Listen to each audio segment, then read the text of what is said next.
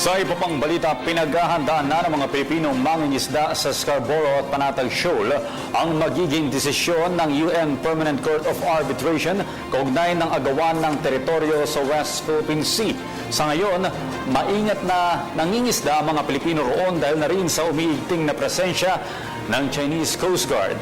Ilang vessels at maliliit na bangka ng China ang namataan sa Panatag Shoal upang magpatrolya. Paliwanag ng isang mangingisda, pinayagan sila ng Chinese Coast Guard na manghuli ng isda sa pinag-aagawang teritoryo sa loob lamang ng 3 araw. Ngayong araw, inaasang ilalabas ng Arbitral Tribunal ang desisyon sa kasong isinampa ng Pilipinas laban sa China.